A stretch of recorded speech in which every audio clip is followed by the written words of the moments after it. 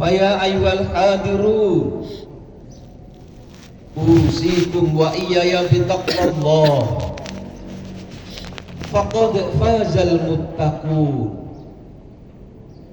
Wa qala Allah ta'ala fi kitabil karim a'udzu billahi minasy syaithanir rajim.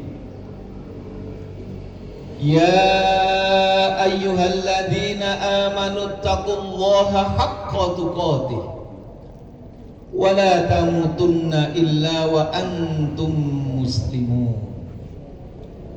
Allahu akbar, Allahu akbar, la ilaha illallah wallahu akbar, Allahu akbar walillahil hamd.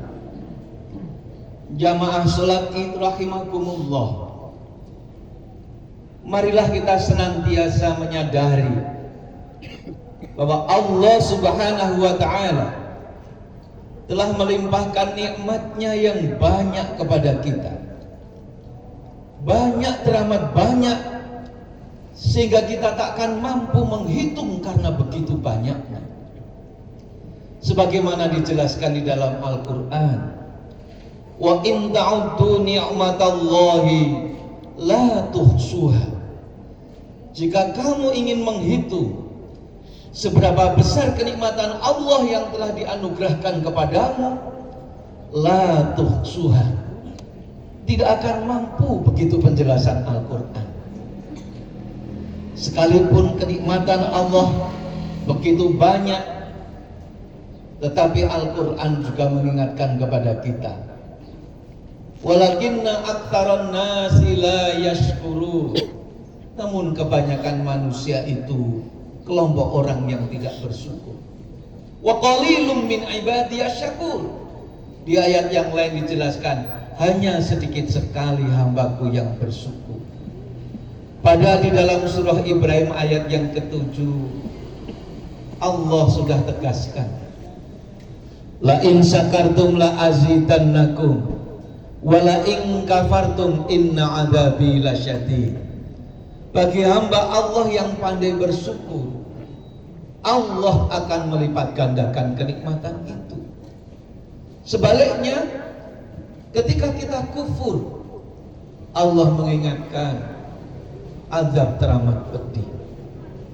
Di antara cara mensyukuri kenikmatan Allah adalah dengan menggunakan seluruh anugerah Allah ini sebagai bekal untuk memperbanyak amal soleh, dengan menggunakan seluruh rahmat Allah ini sebagai modal untuk meningkatkan keimanan dan ketakwaan. Sehingga bagi orang yang beriman, ketika Allah anugerahkan baginya kenikmatan itu menjadikan ia semakin taat. Salafus saleh mengingatkan, kullu ni'matin la tuqarribu minallah fahiya baliyah.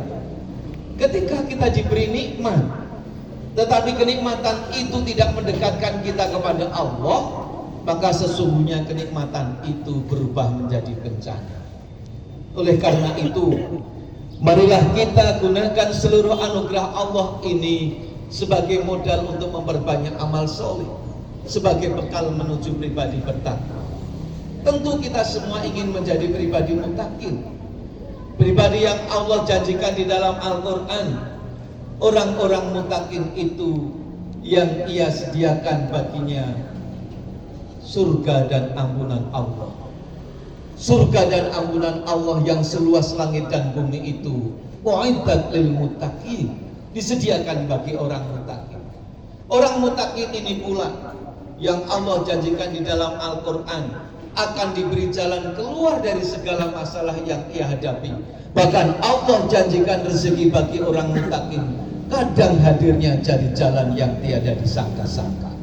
Wa may yattaqillaha yaj'al lahu makhraja wa yarzuqhu min haitsu la yahtasib. Allahu akbar, Allahu akbar, Allahu akbar walillahil hamd. 10 Dzulhijjah ini umat Islam di seluruh dunia sedang merayakan Idul Adha dengan serangkaian tuntunan ibadah ketika memasuki bulan Dzulhijjah yang dituntunkan oleh Allah, yang dicontohkan oleh Rasulullah Muhammad Sallallahu Alaihi Wasallam. Sebagian lagi saudara-saudara kita yang diberi kesempatan menjadi tamu Allah saat ini sedang menyelesaikan seluruh rangkaian manasik. Setelah selesai menjalankan wukuf, dilanjutkan mabit sebentar di Musdalifah, saat ini mulai berkumpul di Mina untuk melanjutkan serangkaian manasik haji. Mari kita ikut berdoa agar saudara-saudara yang dipanggil menjadi tamu Allah bisa menjalankan manasik dengan baik, dan yang terpenting hajinya diterima dan pulangnya menjadi haji yang mabrur. Beruntung orang yang pulang menjadi haji yang mabrur, karena Rasul menyampaikan, al-hajju mabrur laisa lahu jaza illal jannah. Bagi haji mabrur tidak ada balasan lain kecuali surga. Indonesia dalam catatan selalu menjadi bagian negara yang mengirimkan calon haji yang banyak, bahkan termasuk kelompok negara pengirim calon haji terbanyak. Kadang menjadi autokritik untuk kita semua, karena ada pertanyaan, kenapa Indonesia selalu mengirim calon haji terbanyak, tetapi seolah-olah kepulangannya belum membawa warna religiusitas yang semakin baik di negeri ini.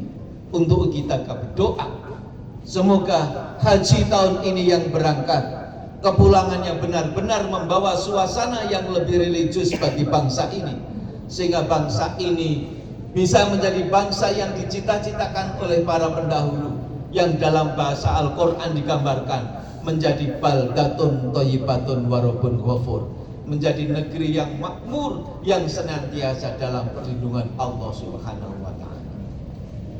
Bagi kita yang tidak bisa menjalankan ibadah haji, setelah sholat Idul Adha ini kita dituntunkan untuk menyembelih kurban. Di dalam surah Al-Kautsar disebutkan, A'udzu billahi minasyaitonir rajim. Bismillahirrahmanirrahim. Inna a'tainakal kautsar. Fasholli li rabbika wanhar. Inna syani'aka huwal abtar.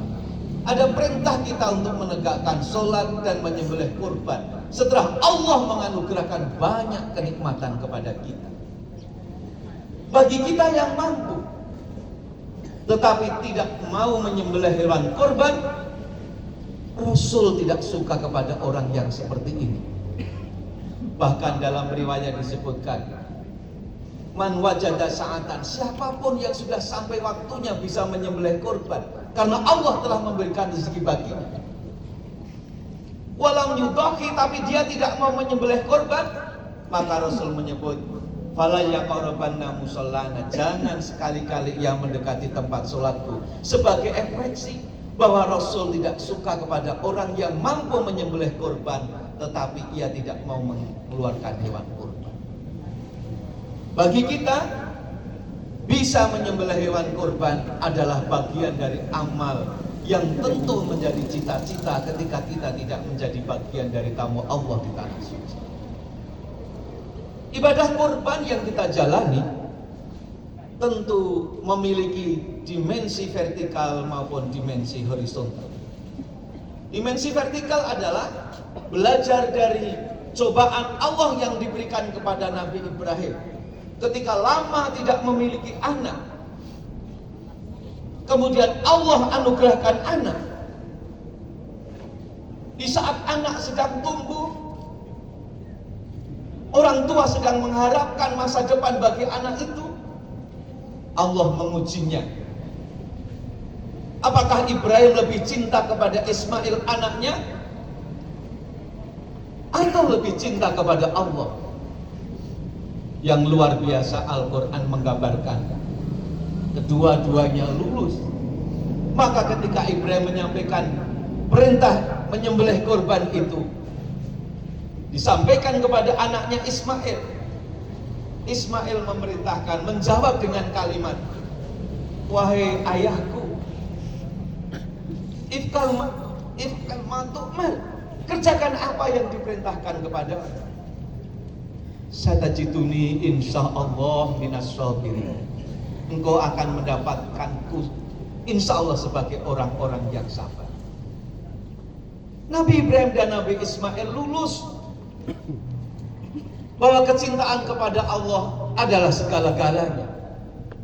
Maka ketika dimensi vertikal ini terwujud, di mana keimanan kita mengantarkan Allah lebih kita cintai daripada harta kita, daripada jabatan kita, daripada segala yang melekat pada diri kita, tercermin kepada itulah kurban dimensi vertikal. Sehingga Al-Quran menggambarkan orang yang ikhlas ini bukan dagingnya yang diterima, bukan juga dimaulah, bukan juga darahnya, tetapi yang diterima korban itu adalah taqwa minkum, ketakwaan dari orang yang mengeluarkan korban itu. Maka harus kita kawal ibadah korban kita ini dengan keikhlasan. Jangan sampai karena kita merasa bangga mampu mengeluarkan korban terus sombong, bahkan riya, ujub, rontoklah semua amal soleh kita itu. Yang kedua adalah dimensi horizontal, bahwa daging korban yang kita keluarkan itu menjadi bagian dari upaya kita untuk menolong saudara-saudara kita untuk menerima daging korban itu. Maka tuntunan korban secara horizontal adalah spirit untuk berkorban, menolong saudaranya, ta'awun untuk kebajikan, sekalipun itu terasa harus mengikis egonya. Maka orang yang benar-benar menyembelih korban, dia harus mampu menyembelih sifat-sifat hayanawiyah yang ada dirinya, sifat-sifat kehewanan yang ada pada dirinya, yang selalu ingin menang sendiri, yang serakah, yang selalu ingin mendapatkan banyak, yang kadang kita prihatin ketika sifat-sifat itu ada pada sebagian anak bangsa, bahkan pada sebagian orang yang kebetulan memiliki amanah untuk mengurus bangsa ini. Maka spirit korban harus mampu menyembelih keserakahan. Spirit korban harus menyembelih ego yang ingin mendapatkan banyak dan menang sendiri. Harusnya ketika orang memahami spirit korban, tidak ada lagi orang yang merusak alam hanya karena ingin memeruk kekayaan sendiri, bahkan kemudian menendes kepentingan orang lain. Oleh karena itu, marilah spirit korban secara vertikal maupun horizontal ini kita wujudkan pada diri kita masing-masing. Dengan spirit korban, kita wujudkan diri kita sebagai manusia seutuhnya, bukan manusia dengan sifat setan dan sifat hewan. Allah memberikan kita nafsu, tetapi Allah memerintahkan untuk mengendalikan nafsu itu. Karena Islam mengingatkan innan nafsa la'amaratun bisu. Ketika nafsu itu dibiarkan, maka nafsu itu akan mengantarkan kepada keburukan. Akhirnya, mari kita terus berdoa kepada Allah agar dalam keadaan apapun Allah masih memberikan hidayah kepada kita, kepada bangsa yang kita cintai ini, memberi petunjuk kepada para pemimpin-pemimpin kita agar menjalankan amanah dengan baik, bahwa amanah itu akan dimintai pertanggungjawaban bukan hanya di dunia ini tapi di akhirat nanti. Sehingga Allah jadikan para pemimpin kita pemimpin yang mencintai rakyatnya sekaligus mencintai Allah, sehingga menjalankan amanah dengan benar. Dan mari kita tumbuh suburkan pada diri kita menjadi hamba Allah yang rela berkorban untuk kepentingan orang banyak, Karena dengan jalan itulah Allah merindukan kita di surga. Innallaha wa malaikatahu yusholluna 'alan nabi. Ya ayyuhalladzina amanu shallu 'alaihi wa sallimu taslima. Allahumma shalli 'ala Muhammad warhamna ma'hu bi rahmatika ya arhamar rahimin. Allahumma ighfir lil mu'minina wal mu'minat wal muslimina wal muslimat al ahya'i minhum wal amwat innaka sami'un qaribun mujibud da'wah. Allahumma yassir lana umurana umurad dunya wal akhirah. Allahumma tawwil umurana wa sahih ajsadana wa nawwir qulubana wa thabbit imanana wa ahsin a'malana wa wasi' arzaqana. Allahumma khtim lana bil Islam wa khtim lana bil iman wa khtim lana bi husnil khatimah. Allahumma ansur 'alal muslimina fi Palestin. Allahumma ansur 'alal mu'minina fi Palestin. Allahumma ansur 'alal mujahidina fi Palestin wa fi kulli makan. Allahumma inni a'udzubika min ilmin la yanfa wa min qalbin la yakhsha wa min nafsin la tasfa wa min da'watin la yustajabu laha. Allahumma ja'al hajjahum hajjam mabrura wa sya'yan mashkura wa dhanban maghfura wa tijaratan lan tabur. Allahumma ja'al baldatana Indonesia baldatan aminan baldatan sakinatan. Rabbana atina fid dunya hasanah wa fil akhirati hasanah wa qina adzabannar. Subhana rabbika rabbil izzati amma yasifun.